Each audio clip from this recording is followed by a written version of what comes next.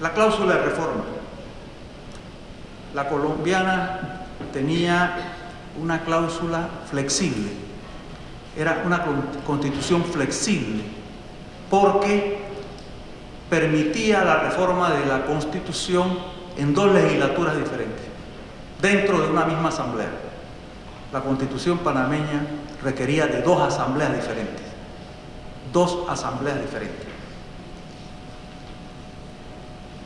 Bueno, y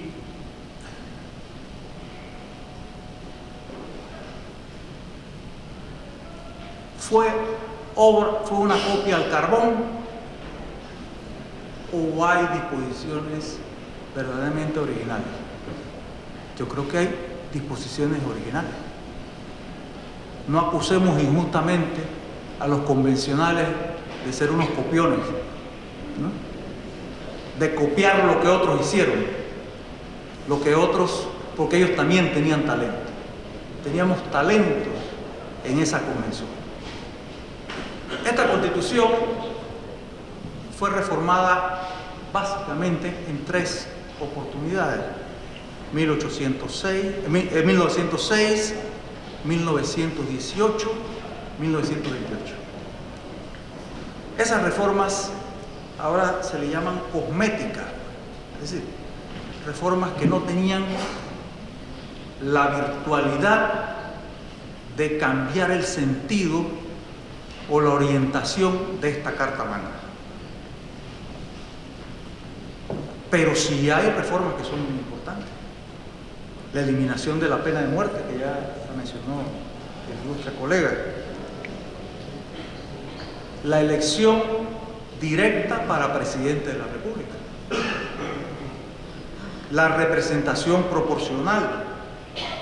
El indulto a los responsables por delitos políticos. La prohibición de la reelección inmediata. Había que esperar un periodo para poder llegar a que un presidente se reeligiera. ¿Y qué decimos de los intelectuales? ¿Qué decimos de los políticos? Bueno, el primero que incursionó en el tema de la reforma constitucional creo que fue el doctor Eusebio Morales, en un trabajo que publicó en 1919 sobre las leyes inconstitucionales. La Constitución no tenía un sistema de control constitucional centralizado, sino era difuso. Los jueces no podían aplicar normas que fueran contrarias a la Constitución Nacional. El doctor Moscote, haciendo un análisis del fallo del juez Marshall en el caso de Marbury contra Madison, llegó a la conclusión de que ese sistema era beneficioso para el país y por lo tanto era el que debíamos adoptar. Sin embargo, quien atacó demoledoramente la Constitución de 1904 fue el doctor José Dolores Moscote. Y ese ataque, que si bien lo recogió en orientaciones para la reforma constitucional y en introducción a la Constitución, ese ataque fue permeado hacia su público. ¿Y cuál era su público? Los estudiantes de la Escuela Nacional de Derecho, que fue creada en 1918 por el doctor Ramón Maximiliano Valdés, presidente de la República, y por su secretario de Educación, Guillermo Andreve. Y en ese foro, el doctor Moscote promovió la reforma constitucional, atacó con mucha lógica las falencias de ese texto constitucional y caló en sus alumnos. Sus prédicas calaron en sus alumnos. Decía el doctor Moscote que la Constitución nació vieja, ya lo ha mencionado mi antecesor. Cuando fue promulgada, decía el doctor Moscote, hacía años que el individualismo político y económico había sido sometido a una crítica, en el mundo culto, a una crítica severa que lo había resquebrajado totalmente. En efecto, en el mundo culto, en los países cultos, el individualismo político, el individualismo económico había sido demolido desde el punto de vista teórico. Pero como bien dice el doctor César Quintero, la realidad es que el constitucionalismo social comenzó con la Constitución de México, de Querétaro, en 1917, y luego con la de Weimar en 1919. Por lo tanto, si bien la teoría, como siempre, se adelanta a la práctica, la realidad es que las constituciones sociales comenzaron mucho tiempo después a cuajar. Pero vayamos a nuestra realidad. Aquí, cerquita, nuestros hermanos colombianos habían pensado en los derechos sociales, habían pensado en la intervención del Estado en las cuestiones económicas, en las actividades económicas. Bueno, Manuel Murillo Toro, el presidente Manuel Murillo Toro, el líder de los gólgotas y radicales, había incursionado algo en el intervencionismo estatal. Los radicales, que fueron desplazados del poder por el presidente Núñez, en su conjunto no se habían planteado este tema, salvo en materia de educación. Y ese es el mérito de esa generación de liberales: la educación laica, la educación popular. Es hasta ese año, 1904, en que sale o sobresale el primer liberal colombiano, que era presidente del Partido Liberal Colombiano, en oposición y debidamente correteado, a plantear un elenco de derechos sociales. El general Rafael Uribe plantea medidas de intervencionismo del Estado, como la legislación laboral, plantea la necesidad de una legislación laboral, legislación sobre accidentes de trabajo, sobre pensiones y seguros, sobre asistencia social, las reformas al régimen agrario, cooperativismo, bancos hipotecarios, cajas de ahorro. Él llamó a ese programa planteado socialismo de Estado, pero no era ningún socialismo de Estado, era liberalismo social. El doctor Moscote, en su planteamiento, en sus dos libros, que están recogidos magistralmente por el doctor César Quintero,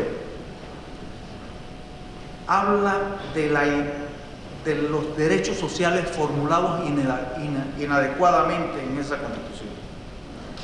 La ausencia de los derechos sociales, la carencia de garantías jurisdiccionales, criticaba la organización electoral, criticaba el exagerado centralismo, la configuración del órgano ejecutivo, que muchas veces actuaba extraconstitucionalmente, y del órgano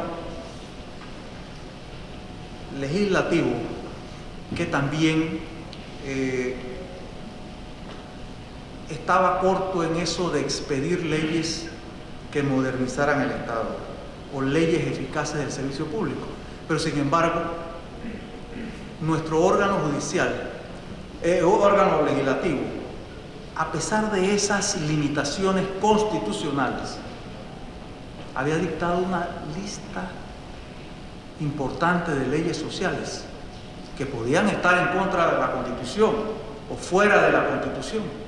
Y yo rescato, por ejemplo, la Ley 6 de 1914, la primera ley laboral de Panamá, que reguló el empleo de los obreros y de los empleados del comercio. Esta ley es la primera ley en América, que establece la jornada de 8 horas. Si el doctor Mario de la Cueva, famoso laboralista, dice que la primera ley laboral en América es una ley uruguaya, la ley de las 8 horas, tenemos que concluir que si la ley nuestra es de 1914, se expidió, se promulgó primero que la ley uruguaya. En el 16 se dictó la ley, se promulgó la ley sobre accidentes de trabajo. En el 23 se creó la oficina de trabajo como intermediario entre empleadores y trabajadores y para protección de los trabajadores. En el 30 se protegió la maternidad obrera. En el 31 se creó una pensión vitalicia para los trabajadores del comercio. Y en el 32 se dictaron leyes sobre el Fondo del Obrero y el Agricultor. O sea, nuestra asamblea dictó leyes, promulgó leyes que estaban quizás fuera del radio constitucional, fuera del marco de la Constitución. Les dije antes que el pensamiento de Moscote tuvo su repercusión en los intelectuales, en sus estudiantes, luego intelectuales del país. En 1931 ocurre el movimiento de acción comunal y derrocan al presidente Florencio Armodio Arosemena. Ese era el momento para sustituir la Constitución de 1904. Ya lo ha dicho el doctor Pedreche en uno de sus libros, que un golpe de Estado es uno de los supuestos en que es factible una nueva Constitución o el llamado a una constituyente. Sin embargo, los revolucionarios de acción comunal o los golpistas, como se les quiera llamar, prefirieron adocenarse a las indicaciones del ministro de los Estados Unidos de América. La Corte Suprema de Justicia, ellos en vez de llamar a una constituyente, prefirieron buscar el cauce constitucional, y la Corte Suprema de Justicia, que no quería, porque los revolucionarios no querían a los designados elegidos en ese periodo, declararon fuera del radio de acción constitucional la elección de esos designados y declaró vigente la elección de los designados del periodo anterior. Por eso el doctor Ricardo J. Alfaro fue presidente de la República. Pero ese gobierno tampoco llamó una constituyente. En el gobierno siguiente del doctor Armodio Arias había cierto consenso en la reforma constitucional. La legislatura del 32,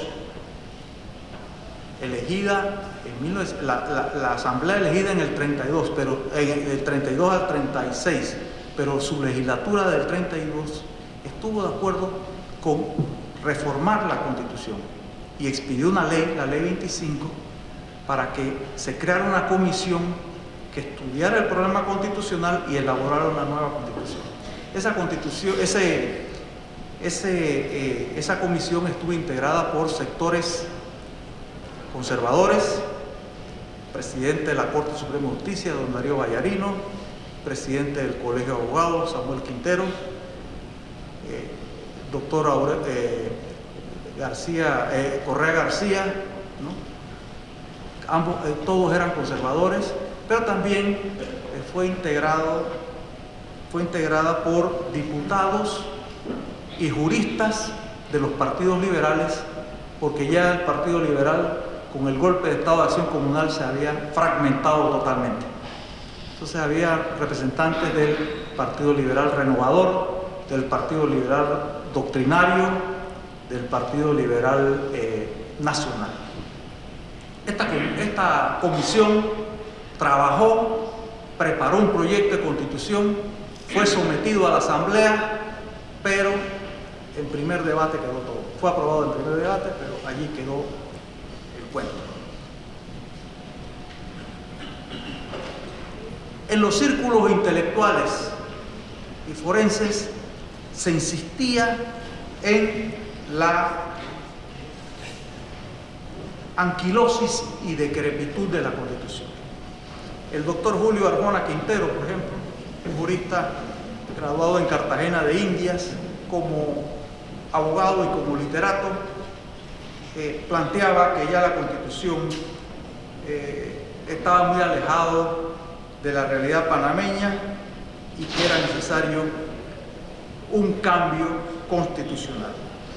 El licenciado Víctor Villalobos, y no lo voy a cansar con todos los planteamientos, pero voy a escoger algunos.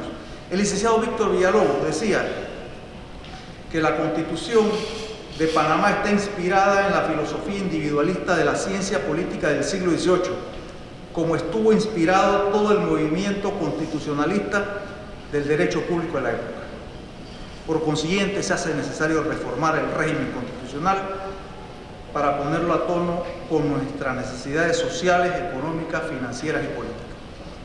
El licenciado Fabián Velarde, desde las páginas de uno de los periódicos de la localidad, que era propiedad de Nelson Ronswell, un australiano estadounidense que residía en Panamá, me refiero al diario El Panamá América, decía que la ideología de nuestra Constitución está en pugna contra la regulación del crédito, la organización de las industrias, el auxilio a los deudores, la rehabilitación económica de los productores, al amparo social, la industrialización de los bienes públicos, la nacionalización de los grandes servicios, el desplazamiento de los intermediarios, etcétera, etcétera.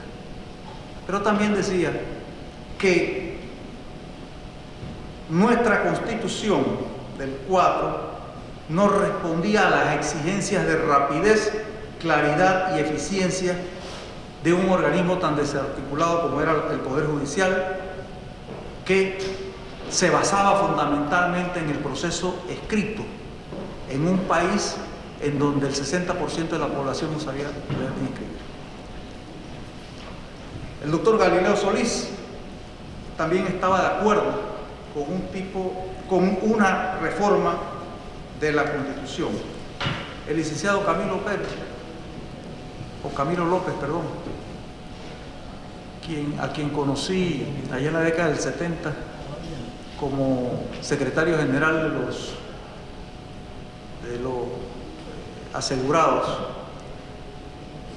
decía que estaba de acuerdo con una reforma constitucional, pero que era necesario un debate nacional, porque no se podía poner énfasis en la forma, más énfasis en la forma que en el contenido. Había que discutir la Constitución y después discutir el método de reforma.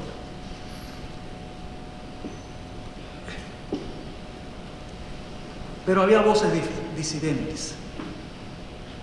Por ejemplo, don Héctor Valdés, secretario de Gobierno y Justicia del gobierno del doctor Juan Demóstenes Arosemena, se opuso tajantemente a la reforma de la Constitución. Eso obviamente creó un problema político al gobierno del doctor Arosemena. en un discurso que pronunció en Chitré, se opuso tajantemente a la reforma, cuando él ya sabía que había una comisión, o mejor dicho, había un funcionario de ese gobierno preparando un proyecto de constitución. Pero yo rescato lo que decía el intelectual, político y diplomático panameño Miguel Amado. Miguel Amado decía: mire, yo no estoy de acuerdo con una nueva constitución. Si quieren hacer algunas reformas, se pueden hacer, porque la constitución, las constituciones siempre han perseguido un objetivo principal: proteger la integridad del individuo contra los excesos del rey, del parlamento o del gabinete. Y nuestra constitución ha cumplido esa finalidad. Tenía toda la razón. La constitución del 4 fue para los panameños el árbol de la libertad, como bien calificó el presidente Alfonso López Miquelsen en la constitución de 1863, la constitución de Río Negro. El árbol de las libertades. Los opositores a la regeneración habían sufrido exilio, cárcel, eran perseguidos por sus opiniones políticas, sus periódicos los cerraban, le aplicaban la ley de los caballos. Los liberales panameños perdieron la guerra de los 1000 días, la perdieron. Con la mediación norteamericana, ellos perdieron la guerra. Fueron perseguidos después de la guerra de los 1000 días. Ahí están los documentos, los periódicos, que demuestran que en Coclé, en Los Santos, en Veraguas, en Chiriquí, eran objeto de persecuciones por parte de los conservadores. La constitución nuestra fue el árbol de las libertades, porque abrió las libertades para los que estaban en oposición política. Es más, los liberales colombianos perdieron el poder en 1885, con la guerra del 85, y solamente llegaron a la presidencia de la República en 1930, con el presidente Olaya Herrera. Los liberales panameños en 1910 ya estaban sentados en el Palacio de Gobierno, ¿no? O sea, la Constitución cumplió muchos de los objetivos trazados por los panameños que estaban sometidos a un régimen autocrático.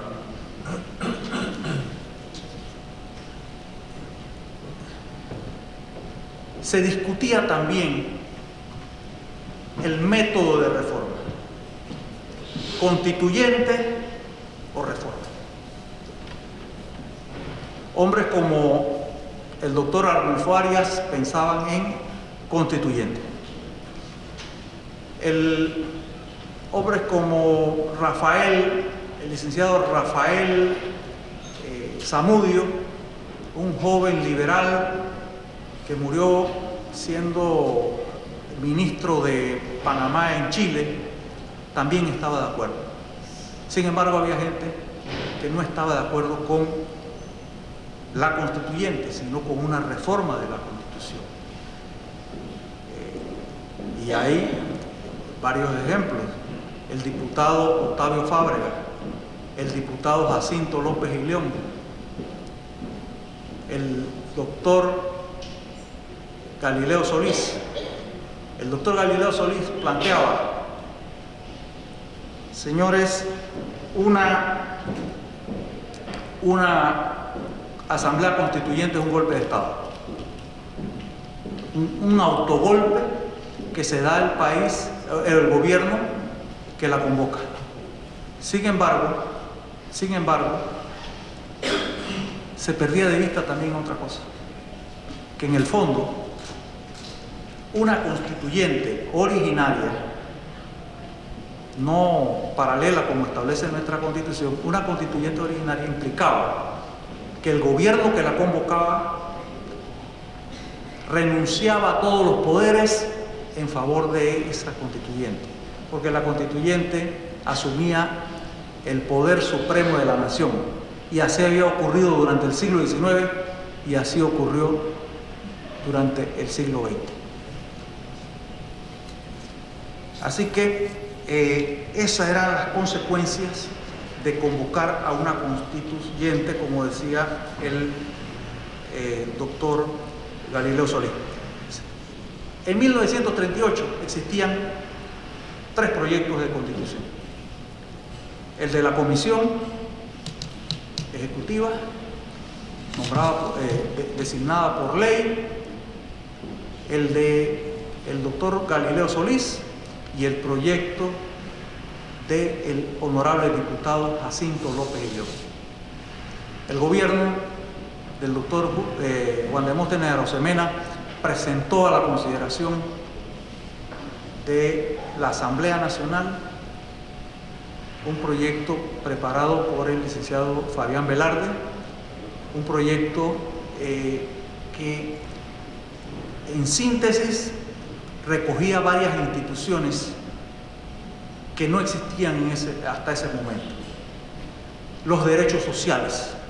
El proyecto de Velarde verdaderamente recogía los derechos sociales, perfeccionaba los derechos individuales y establecía garantías para el ejercicio real de los derechos individuales. Este proyecto, que fue ampliamente debatido por Octavio Méndez Pereira, José Dolores Moscote, José Isaac Fábrega, Yecta B. Duncan, Damaso Cervera, Ismael Ortega, etcétera, verdaderamente también tenía aspectos que fueron criticados y muy criticados, pero este proyecto fue la punta de lanza del gobierno para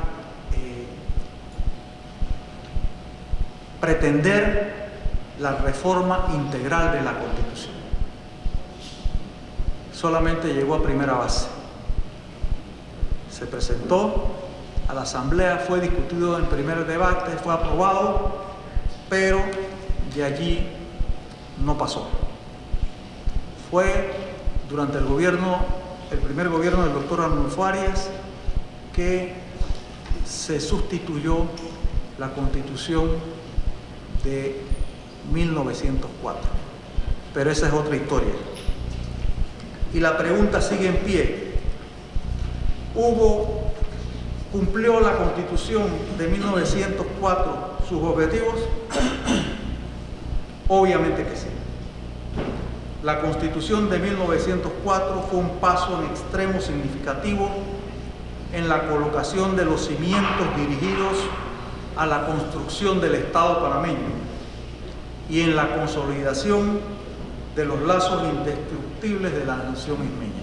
Muchas gracias.